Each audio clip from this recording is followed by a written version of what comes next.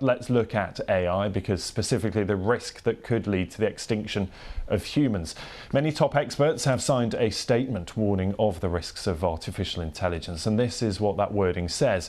Well, mitigating the risk of extinction from AI should be a global priority, alongside other societal scale risks such as pandemics and nuclear war.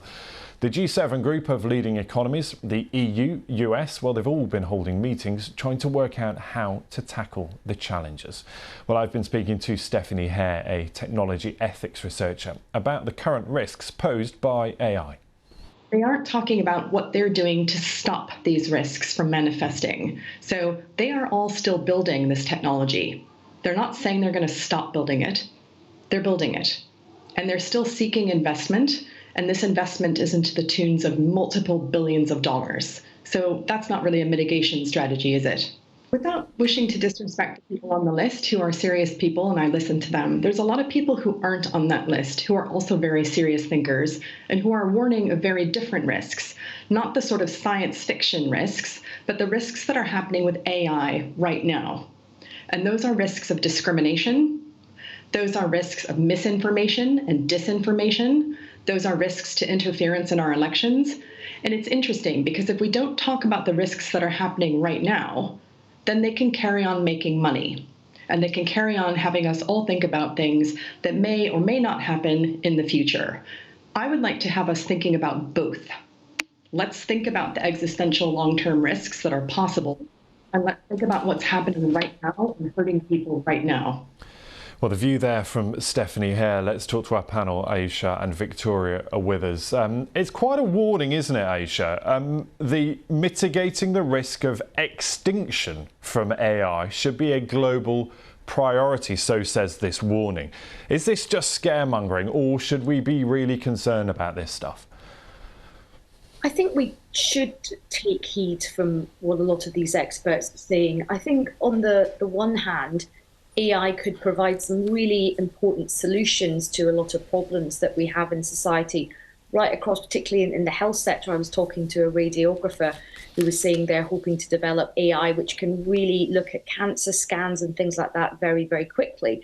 So you can see that there could be some huge advantages. But, and there's always a but, I do think that there is a worry about how this AI is designed with inbuilt biases, and also how do you regulate this stuff? Often, policymakers, elected representatives are often very behind the curve when it comes to keeping up with technology and how to regulate technology. So I think we are right, and politicians and regulators should heed the warnings, particularly from people who've been very involved in artificial intelligence from the beginning. And if they are sounding the sirens, of warning, then I think we do have to look at it and take it seriously. Yeah, and that's the challenge, isn't it, Victoria? Because, that list of people warning against this is a who's who of people in the AI industry. There's some very big names. But I hope you could hear that clip we showed a little earlier from Stephanie Hare. And she said, look, the people that are warning against it are the very people who are still building it. They're making money from it. They're getting research and funding for it. So if they were that worried, they should just stop, shouldn't they? No, it's a very good point. Good to be with you, Ben and Aisha. And one thing that's been very striking to me is I touched on the AI world around 2019, 2020, when I was working for the U.S. Department of Energy, which is one of our lead agencies on developing AI. And one of the things I was told then was that we were years and years away from this actually becoming a functional part of our society, and it is now suddenly happening in real time. And so my concern is that we don't have a handle on this legally, ethically, and that it is about to be enormously disruptive to our societies in ways we can only imagine. And so agree with Aisha, we need to get in front of it now. Yeah, and Aisha, you talked there about some of the practical, very useful applications of this technology, and particularly in healthcare. We talked just last week on the programme about how it managed to whittle down a list of potential antibiotics to treat infection, and it managed to save hours and hours of lab time to find the ones that could work. But I wonder how we regulate, how do we separate the good from the bad? Well, that is absolutely the key question. I think one thing that government and regulators and thinkers in this space should do is I think they should really collaborate with experts from the commercial world of artificial intelligence, because I think that with the best will in the world, the expertise is not going to be found in government departments and with policy officials, because this technology and the speed and the advancement just moves so quickly. I think this is one area where regulators and policy experts really should bring in expertise from the private sector, from these people who really are at the cutting edge, because they're going to be the ones that can help, if not get ahead of this stuff. It's hard to keep it, at least try and keep up with what's going on.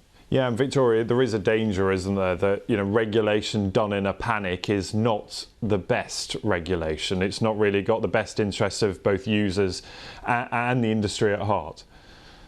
No, and I think we can take a sort of instructive lesson from what happened with the development of the internet, and the hope that could be free and completely open and benefit everybody. And it has been obviously highly beneficial, but there are also problems because nobody figured out how to regulate the flow of information and how this was going to be consumed. So I strongly agree that we need to figure out how, game these worst case scenarios of how this could become a dominant force that humans can no longer control, and then put in safeguards, tripwires, warning bells, whatever you want to call it, to ensure that doesn't happen.